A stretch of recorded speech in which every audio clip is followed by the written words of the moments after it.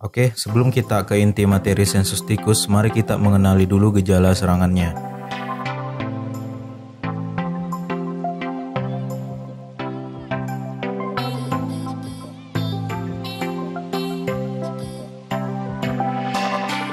Berikut adalah gejala serangan tikus pada buah mentah kelapa sawit.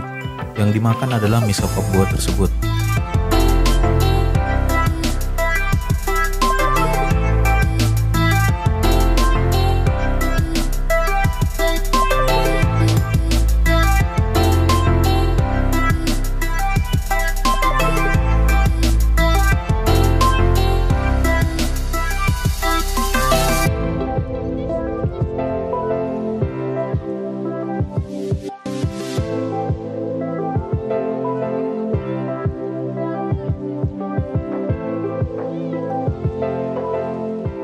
Berikut yang diserang adalah bunga jantan. Tikus akan memakan telur larva dan pupa E. cameronicus yang berada di spiklet bunga jantan kelapa sawit sehingga akan mengurangi populasi E. cameronicus atau serangga penyerbuk buah.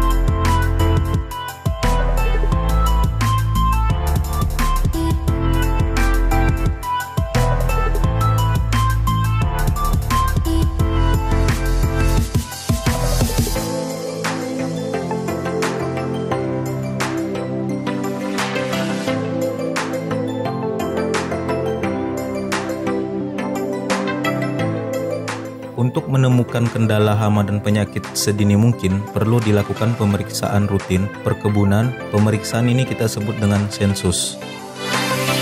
Dari collection root, langsung masuk baris ketiga.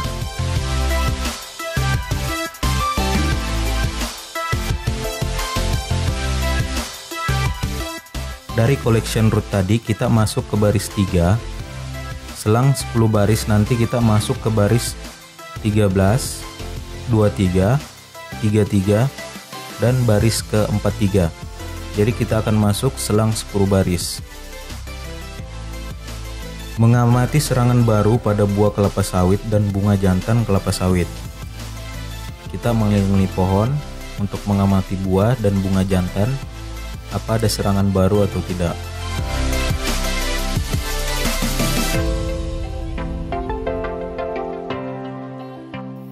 Masuk baris ketiga tadi, terus sensus dari pokok 1, kedua, dan seterusnya sampai pokok 32 atau 33. Terus kita pindah jalur dengan selang 10 baris tadi, kita sensus dari pokok ke-1 sampai pokok kedua, terus sampai ke 32 sampai 33 ya, seterusnya. Oke, terus kita pindah lagi selang 10 baris. Terus kita pelenda lagi selang 10 baris. Dan begitu seterusnya sampai akhir blok. Jika ditemukan serangan tikus pada buah kelapa sawit, ditulis tanda centang. Jika tidak ada, ditulis strip pada form sensus tikus. Cara penulisan di format sensus tikus ya. Di sini kita tulis dulu nomor barisnya. Misalnya kita masuk di nomor 3 dan nomor 4. Contohnya, terus kita nanti menulis nomor pokok yang kita sensus dari 1 sampai ke 32 atau biasanya sampai 33. Oke, jika kita menemukan serangan, kita beri centang. Oke, ini contoh saja. Terus jika kita tidak menemukan serangan baru, kita menuliskan strip. Oke, dan begitu seterusnya sampai baris terakhir. Di sini contohnya ada 30 pokok yang terserang dan jumlah sampel ada 416. Jika sudah selesai disensus, kita menghitung jumlah pokok yang diamati dan jumlah pokok yang terserang. Di sini presentasi serangan total pokok terserang bagi total sampel pengamatan kali 100. Oke, di sini ada 30 pokok terserang tadi dibagi 416 sampel pengamatan dikali 100. Jadi kita mendapatkan 7,2%. Sensus dilakukan sebulan sekali. Sensus dilakukan apabila ada tanda kerusakan pada tandan dan pada pokok TBM. Amati bagian bawah pokok, ada menunjukkan tanda dimakan tikus. Sensus pada tanaman TBM atau TM mengambil sampel sesuai sensus, yaitu pada semua pokok.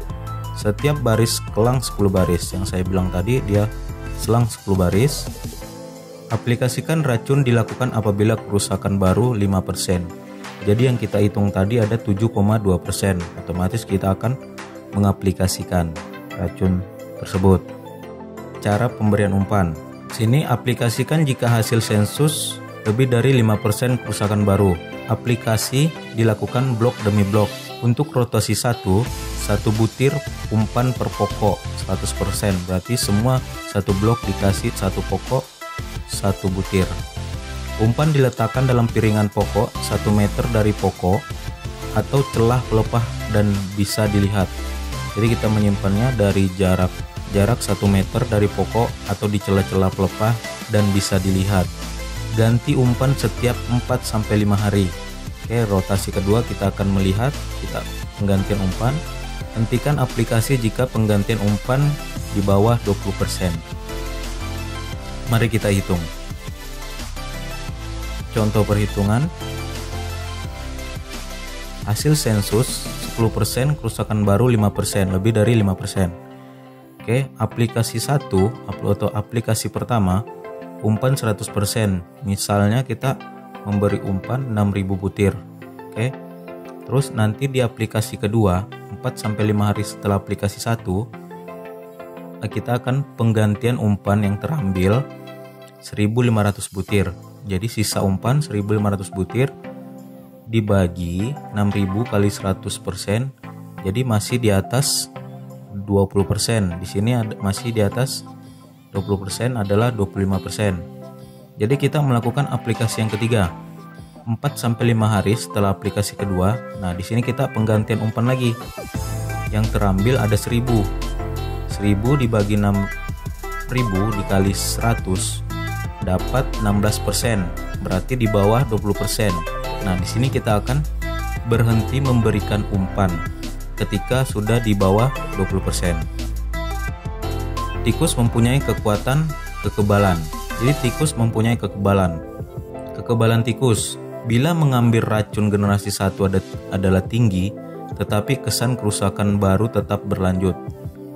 Menunjukkan bahwa tikus mempunyai kekebalan terhadap racun generasi 1 jika terjadi kekebalan tukar pada umpan tikus generasi 2. Jadi kita sudah melakukan aplikasi tadi, tapi kita memberikan racun yang generasi 1, ternyata masih berdampak dan masih ada serangan baru.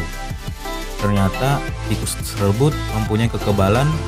Oke, di sini ada penyebabnya juga. Racun tidak dimakan tikus, bahan campuran tidak disukai tikus. Terus ada mutu umpan tidak baik disebabkan terlalu lama simpan. Berarti racun tikus tersebut sudah lama disimpan, jadi kita aplikasikan ke lahan tidak efektif lagi karena sudah terlalu lama. Bisa dibilang sudah kadaluarsa. Jenis racun apa yang kita pakai? Nah, di sini ada antikoagulan generasi 1, ada warfarin dan ada chlorofascion. Itu generasi 1. Dan generasi kedua, antikoagulan generasi kedua, ada brodivakum dengan bromadiolen dan fluclofamen. Jadi ini generasi yang kedua ya. Mungkin itu saja yang bisa saya sampaikan di sensus tikus ini. Mudah-mudahan video ini bermanfaat dan terima kasih.